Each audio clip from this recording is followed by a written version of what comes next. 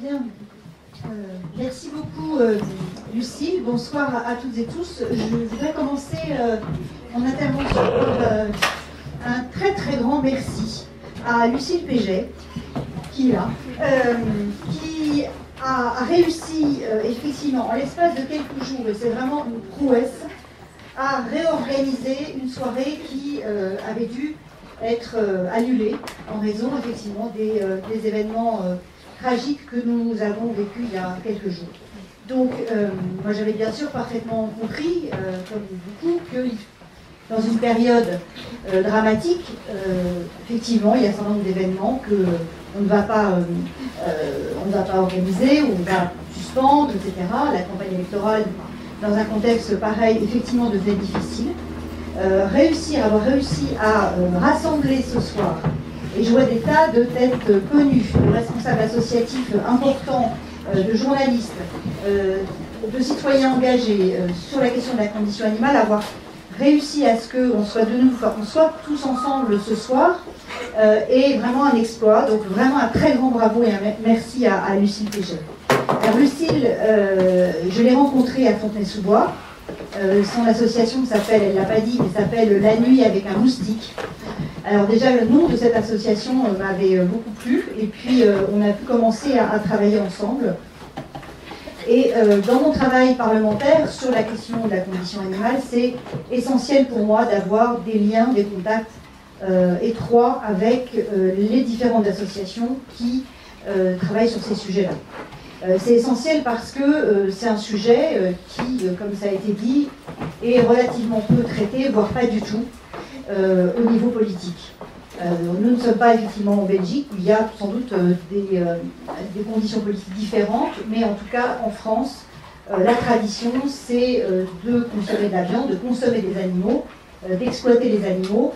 La vision que l'on a du monde, du vivant, est tout à fait une vision extrêmement matérialiste, si je puis dire, en tout cas de l'exploitation des animaux par les hommes. La démarche des écologistes sur ce sujet-là, elle date d'il y a longtemps. Puis il y a quand même un certain nombre d'années, ce sujet qui était important chez les écologistes a un peu disparu. Parce que la commission conditions animales, qui est présente ce soir et qui va exposer son travail, cette commission finalement n'existait plus en tant que telle, mais était intégrée dans une autre commission nationale. Un des éléments importants au niveau associatif et politique, ça a été de recréer cette commission conditions animales qui a pu aussi apporter aux politiques, aux écologistes, un certain nombre d'éléments qui sont matière à faire des propositions politiques, parce que c'est un niveau extrêmement important. Donc cette commission maintenant réexiste, et ça c'est vraiment, et avec beaucoup de monde, donc c'est quelque chose de fondamental dans ce que nous faisons tous ensemble. Alors qu'est-ce qui se passe au niveau parlementaire en ce qui concerne la condition animale? Il ne vous aura pas échappé que j'ai fait un certain nombre de tentatives, parce que vous suivez pour un certain nombre d'entre vous les amendements que je peux déposer, les propositions de loi que je peux faire. C'est extrêmement difficile, parce que même si beaucoup de parlementaires ont des discours très, on va dire, sur la protection animale, oui, on aime les animaux, etc. Cela étant, quand il s'agit de mettre un texte de loi au vote, à ce moment-là, il n'y a plus grand monde. Donc, cette problématique-là, la proposition de loi, elle m'a été posée par quelqu'un dans la salle tout à l'heure avant que ce débat ne commence, et je me suis dit que j'allais peut-être vous en parler une minute pour que vous compreniez mieux pourquoi c'est si compliqué quand il n'y a pas de volonté gouvernementale, pourquoi c'est si compliqué pour les parlementaires d'aboutir à faire débattre et voter éventuellement une proposition de loi. Les écologistes, par exemple, n'ont qu'une journée par an, pour défendre des propositions de loi.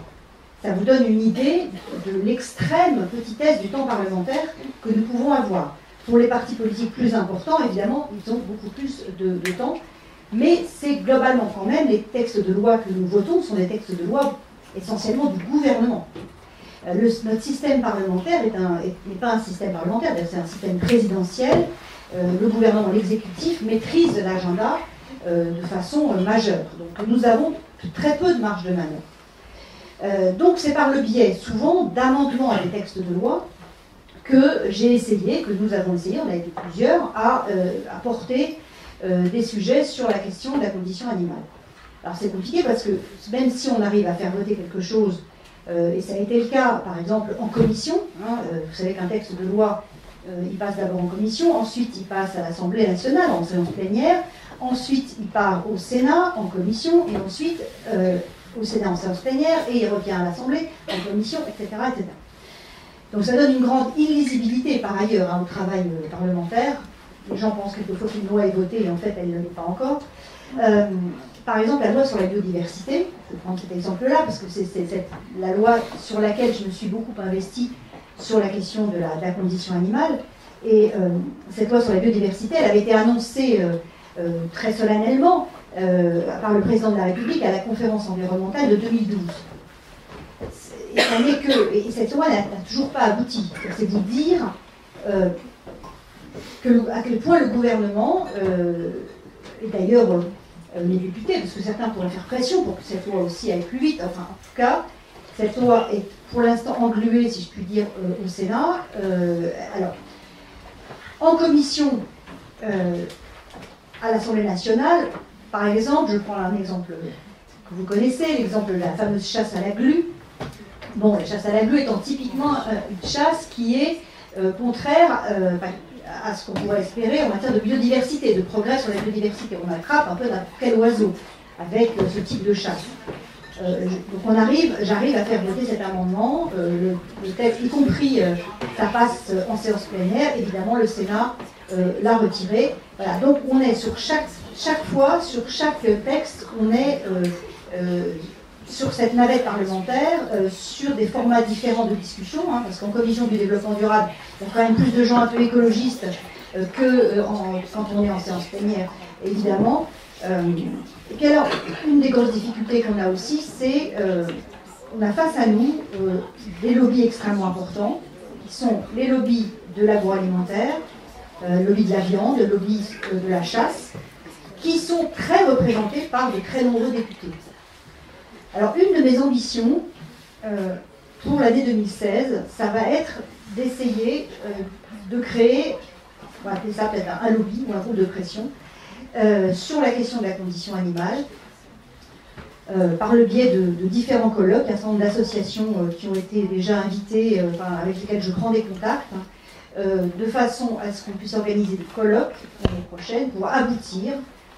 J'aimerais qu'on aboutisse à une sorte de manifeste ou une plateforme commune ou quelque chose qui puisse rassembler toutes les associations sur la question de la condition animale, l'association anti-corrida, les associations sur la chasse, les associations sur l'élevage, la question des abattoirs, la question... Enfin bref.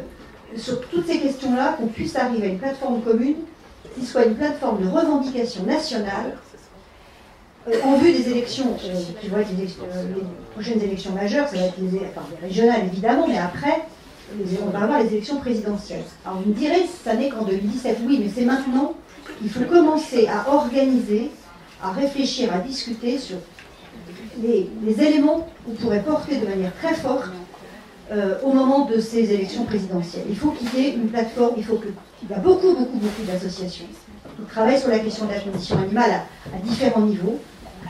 Des très grosses associations, des petites associations, mais je pense qu'il faut que tout le monde arrive à un moment donné à trouver les éléments d'une plateforme commune. Et cette plateforme commune, il faut qu'ensuite elle puisse faire partie des discussions qui ont lieu dans les ministères. Nous ne sommes pas, enfin je dis nous, parce que voilà, je les mets ensemble, nous ne sommes pas assez représentés dans les discussions qui préexistent au texte de loi du gouvernement. Il y a des grandes associations qui sont invitées, qui travaillent sur des textes, mais je pense que les questions de la condition animale sont largement pas assez représentées. Là, on est à quelques jours, non, on n'est même pas à quelques jours, c'est demain, la COP21, ça commence demain, et la question de l'élevage, par exemple, l'importance de l'élevage sur le réchauffement climatique, va pas être abordée. Donc c'est quand même un élément, voilà, nous n'avons pas eu le poids suffisant pour que ces sujets-là soient abordés. Je crois que dans les mois qui viennent, les années qui viennent, il faut absolument que pour faire aboutir ce que nous souhaitons, il faut qu'on ait un poids beaucoup plus important. Alors je ne veux pas être catastrophiste, hein, parce que je pense que malgré tout les débats qui ont pu être engagés à tous les niveaux, qui sont y compris là maintenant dans notre débat régional, ça je suis vraiment très heureuse que sur la liste du Val-de-Marne, donc Lucille Pégère représente hein, un courant animaliste et c'est vraiment fondamental. On a un tract hein, qui dit bien, qui dit l'essentiel d'ailleurs de nos propositions pour les régionales sur la condition animale. C'est nouveau, ça intéresse les gens. J'ai demandé, il paraît qu'il a été bien accueilli, ce tract, quand on l'a distribué, parce que je pense que le fait que la condition animale soit un vrai sujet politique, c'est quelque chose que les gens trouvent normal aujourd'hui. De plus en plus, quand on voit ces scandales sur les poussins broyés sur les abattoirs, et je remercie L214, la présidente Brigitte Gauthier qui est là ce soir, des témoignages de cette sorte, de cette force-là, sont extrêmement moteurs. Parce que l'indignation qui est forcément la nôtre et celle de toute la population face à ces images-là, elle remonte quand même aussi auprès des ministères et de ceux qui nous dirigent. Voilà, j'ai parlé à Stéphane, enfin pas à Stéphane Le Foll, mais à son cabinet, suite à ma question sur les abattoirs, j'ai été reçue avant-hier, ou enfin je ne sais plus, mercredi. Alors bon, un discours assez décevant, où on me parlait plus de stratégie et de communication et de choses comme ça, et moi j'avais envie de dire, mais il faudrait peut-être qu'on parle politique, et j'y reviendrai avec eux, parce que ils préparent une feuille de route, hein, ils l'ont annoncé, donc ils ont envie au prochain salon d'agriculture d'avoir des kakémonos sur le bien-être animal. Bon, très bien, peut-être que c'est peut-être des petites choses, mais je ne sais pas, si le sujet du bien-être animal arrive au salon de l'agriculture, bon, quand même. Voilà. Alors on est un peu dans la com, voilà, vous direz, mais quand il y a du discours, quelquefois après, les choses changent parce que les citoyens ont une demande forte. La consommation de viande baisse. Enfin, j'ai appris ça, j'ai vu un article comme quoi la charcuterie, voilà, ce que dit l'OMS sur la santé, la question de la santé est aussi fondamentale, tous ces sujets-là commencent à impacter quand même l'opinion publique. C'est bien le travail de l'opinion publique, le poids de l'opinion publique, des associations que vous êtes, le poids politique de ce que nous pouvons faire en tant que politique sur le sujet, qui, je pense, à un moment donné, va commencer à faire bouger les choses. Et de toute façon, en termes de dérèglement climatique, on ne pourra pas, et ça commence à se dire, on ne pourra pas continuer à avoir de l'élevage intensif autant qu'on en a, on ne pourra pas consommer de la viande autant qu'on en consomme. Donc forcément, nos modes de vie vont changer. Donc voilà, de manière un peu mécanique, il y a un certain nombre de progrès qu'on peut espérer de ce côté-là. Après, c'est une nouvelle façon de voir le monde aussi, la question de la condition animale. Quel est notre rapport au monde vivant? Est-ce que dans la planète qu'on veut sauver, parce que c'est quand même, ça peut paraître un peu ambitieux, mais enfin, c'est quand même ça l'enjeu, comment est-ce qu'on partage cette planète-là avec les autres êtres vivants que sont les animaux? Et ce partage, cette réflexion-là, elle doit absolument être menée au niveau philosophique, elle l'est déjà, hein, il y a un certain nombre de choses, mais elle doit l'être un peu à tous les niveaux. On est un peu, j'ai l'impression qu'on est au début de quelque chose qui commence à prendre. Voilà. Alors, vous direz, je suis peut-être un peu optimiste, et ça me caractérise. Je pense qu'il ne faut pas être pessimiste sur ce sujet-là, même si c'est dur. Il y a des évolutions importantes qui se font dans l'opinion. Je pense que la politique vient toujours un peu derrière, malheureusement, enfin, souvent. Cela étant, moi j'y crois. Je crois que la politique, elle est là pour ça. Autrement, ça ne servirait à rien. Elle est là pour porter des projets forts, elle est là pour transformer la société, et simplement ça se fait. La politique, c'est pas que les politiques, c'est nous et c'est vous, évidemment, tous ensemble. Voilà ce que je voulais vous dire ce soir. Je ne pourrais pas rester toute la soirée parce que j'avais un autre engagement prévu ce soir que je n'ai pas pu annuler, où je vais arriver plus tard, mais je voulais vraiment être là pour vous dire et redire aux candidats et à vous tous que je reste à votre disposition et que vraiment j'ai bons espoirs qu'en 2016 on arrive à monter quelque chose en vue des élections suivantes. Merci beaucoup.